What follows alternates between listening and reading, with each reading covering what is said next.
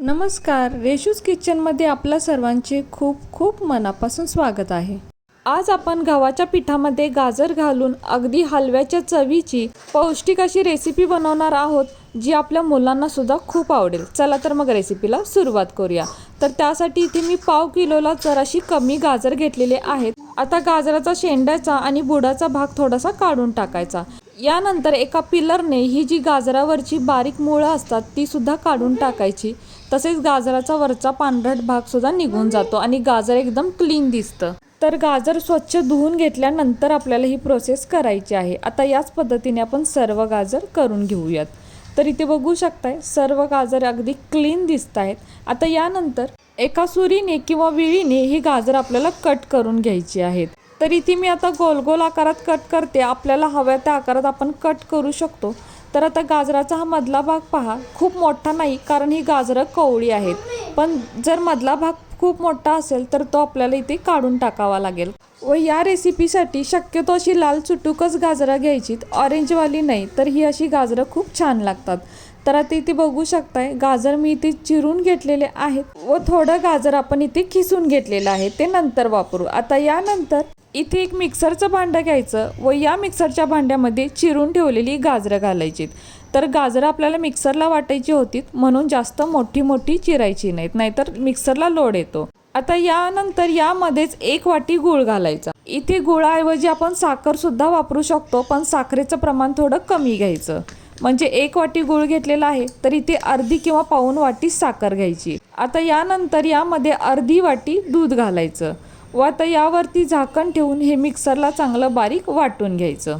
तर इथे मी मिक्सरला चांगलं बारीक वाटून घेतलेलं आहे। तर जितकी बारीक आपल्याला पेस्ट करता येईल तितकीही करून घ्यायची। तर हे पहा, आता यानंतर इथे एक भांडं घ्यायचं व यामध्ये आता एक वाटी गव्हाचं पीठ घालायचं। तर मी इथे गव्हाचं पीठ हलकं दाबून घेतलेलं आहे। आता यानंतर ज्या वाटीने गव्हाचं पीठ घेतलेलं आहे त्याच वाटीने पाव वाटी रवा घालायचा। तसेच अर्धा चमचा वेलची पावडर घालायची। वेलची पावडरचा स्वाद खूप छान येतो, म्हणून वेलची पावडर घातलेली आहे। आपल्याला जर आवडत नसेल तर स्किप केली, म्हणजे नाही घातली तरीही चालेल। आता यानंतर चिमूटभर मीठ घालायचं। कोणत्याही गोडाच्या पदार्थात मीठ घातल्यामुळं अजून छान चव येते। आता यानंतर हे सर्व कोरडे जिन्नस आहेत ते एकत्र चांगले मिक्स करून घ्यायचे। आता यानंतर मिक्सरला तयार केलेलं जे गाजराचं मिश्रण आहे ते यामध्ये ओतायचं। तर थोडं थोडं ओतायचं आणि यामध्ये चांगलं मिक्स करून घ्यायचं, म्हणजे यामध्ये गुठळ्या होत नाहीत। तर इथे विस्कचा जरी वापर केला तरीही चालेल। तसेच आपण इथे जो रवा वापरलेला आहे तो शक्यतो बारीक रवा वापरावा, पण तो नसेल तर शिरा उपमा करण्यासाठी जो आपण रवा वापरतो तो थोडासा मिक्सरला फिरवून घेतला तरीही चालेल। तर आता इथे बघू शकताय सर्व मिश्रण मी यामध्ये ओतलेलं आहे आणि आता हे मला थोडंसं घट्ट वाटते। तर यामध्ये मी फक्त 2 चमचे दूध ओतत आहे। तर ते मिक्सरच्या भांड्यात ओतलेलं आहे व हे यामध्ये ओतलेलं आहे। आता हे पुन्हा एकत्र चांगलं मिक्स करून घ्यायचं, कारण हे जे बॅटर आहे ते आपल्याला खूप घट्ट किंवा खूप पातळ नाही बनवायचं। आता यानंतर यामध्ये 2 चमचे तूप घालायचं। तुपाऐवजी आपण इथे तेल किंवा बटरचा सुद्धा वापर करू शकतो। तर आता हे तूप यामध्ये चांगलं मिक्स करून घ्यायचं। हवा असल्यास यामध्ये आपण थोडासा फूड कलर सुद्धा ॲड करू शकतो किंवा बीटाचा रस जरी घातला तरीही चालेल। आता तूप यामध्ये चांगलं मिक्स झालेलं आहे। आता यामध्ये आपण रवा घातलेला आहे, तर रवा चांगला भिजण्यासाठी यावरती झाकण ठेवून एक 10 ते 15 मिनिटं हे असंच बाजूला ठेवून द्यायचं।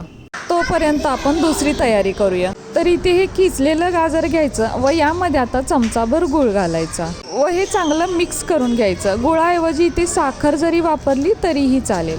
आता गूळ यामध्ये चांगला मिक्स झाल्यानंतर हे असंच बाजूला ठेवून द्यायचं। यानंतर जे बॅटर बनवून आपण साईडला ठेवलं होतं ते पाहूया। तर हे पहा, पहिल्यापेक्षा हे थोडंसं घट्ट झालेलं आहे आणि रवा यामध्ये चांगला फुललेला आहे। तर हे आपल्याला थोडंसं घट्टच ठेवायचं आहे, पातळ करायचं नाही। आता यानंतर यामध्ये अर्धा चमचा बेकिंग सोडा म्हणजेच खाण्याचा सोडा घालायचा व तो यामध्ये चांगला मिक्स करायचा। तर मिक्स करताना एकाच दिशेने हे चांगलं फेटून घ्यायचं, म्हणजे सोडा यामध्ये चांगला मिक्स होतो आणि हे बॅटर पहा लगेच छान असं फुललेलं आहे। तर आता सोडा चांगला मिक्स करून झाल्यानंतर गॅसवरती अप्पेपात्र ठेवायचं व गॅसची फ्लेम बारीकच ठेवायची व यामध्ये आता हे बॅटर घालायचं। तर जास्त भरून नाही घालायचं, कारण हे नंतर फुलतं।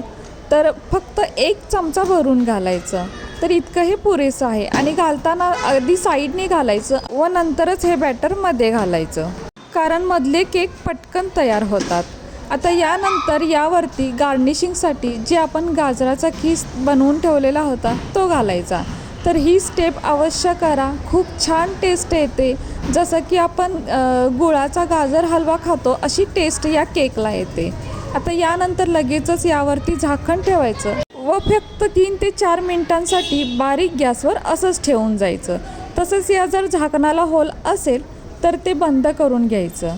तर आता 3 ते 4 मिनिटांनंतर पाहूया. तर हे पहा, इथे केक चांगले फुललेले आहेत आणि जवळपास 3 मिनटं झालेली आहेत. तर फक्त 1 मिनिटानंतर आपण हे आता काढूया. तर आता आपण हे झाकण काढून पाहूया. तर हे पहा, वाव, काय मस्त हे केक तयार झालेले आहेत.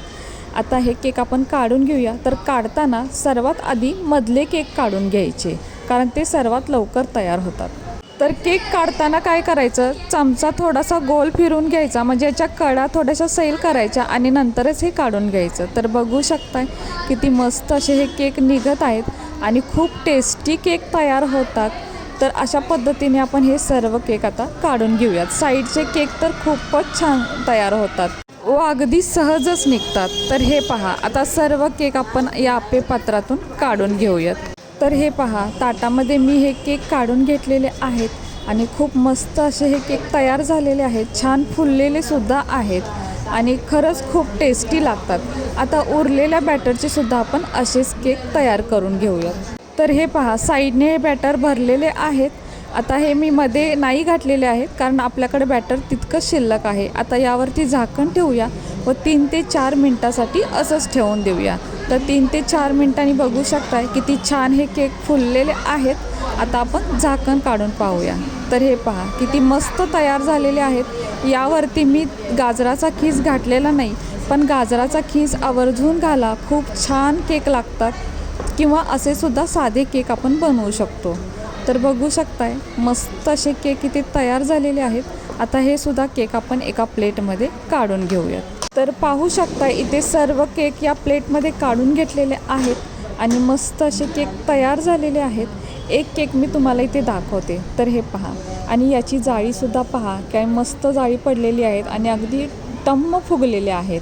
आता मी हे तुम्हाला तोडून दाखवते, म्हणजे आतूनसुद्धा कसं आहे हे कळेल. तर हे पहा, आतूनसुद्धा छान फुललेला आहे, आतमध्ये सुद्धा छान जाळी पडलेली आहे. आता आपण याची टेस्ट करून पाहूया. तर वाव, खरंच खूप छान हे केक टेस्टी आहेत. अगदी गुळाचा गाजर हलव्याची टेस्ट या केकला येते. तर अशा पद्धतीने तुम्ही एकदा नक्की करून पहा, खूप छान हे केक तयार होतात. तर हे पहा, आतमध्ये किती मस्त जाळी पडलेली आहे. केक चांगले फुललेले सुद्धा आहेत आणि बनवायला तर अजिबात वेळ लागत नाही आणि मस्त तयार होतात. तर इथे अजून एक केक पाहूया. तर हे पहा, अगदी मस्त टम्म फुगलेले आहेत आणि खूप छान. आता हा सुद्धा एक मी इथे तोडून दाखवते. तर हे पहा, आतूनसुद्धा काय मस्त फुलले, छान जाळी पडलेली आहेत आणि अगदी मऊ लुसलुशीत हे केक तयार झालेले आहेत. तोंडात टाकताच विरघळतील असे आहेत. तर मी ते अजून एक खाते, कारण खरंच तितके केक टेस्टी तयार झालेले आहेत. माझे हात थांबत नाही आहेत. तर अगदी पौष्टिक असे हे केक आहेत व फक्त आपण हे 2 चमचे तुपामध्ये बनवलेले आहेत. अगदी टेस्टी केक तयार होतात. तर सर्वच्या सर्व खूप छान असे केक तयार होतात. तर मुलांनासुद्धा खूप आवडतील इतके छान हे केक आहेत. तर तुम्ही एकदा नक्की करून पहा आणि मला कमेंट करायला अजिबात विसरू नका. हे केक अगदी पौष्टिक आहेत, झटपट बनणारे आहेत आणि घरच्या साहित्यात बनवलेले आहेत. यामध्ये आपण बेकिंग पावडर वगैरे काहीही वापरलेलं नाही. तर एकदा नक्की ट्राय करा. तर कशी वाटली तुम्हाला ही आजची रेसिपी जर तुम्हाला आवडली असेल तर आपल्या माणसांसोबत नक्कीच शेअर करा. आणि हो, व्हिडिओ जर तुम्हाला आवडला असेल तर प्लीज आपल्या या व्हिडिओला एक लाईक नक्कीच करा. नवीन असाल तर चॅनलला सबस्क्राईब करा, सोबत बेल आयकॉन प्रेस करा, म्हणजेच मी बनवलेले असेच नवनवीन रेसिपी सर्वात आधी तुम्हाला मिळतील. आता पुन्हा भेटू अशाच एका नवीन रेसिपीसोबत.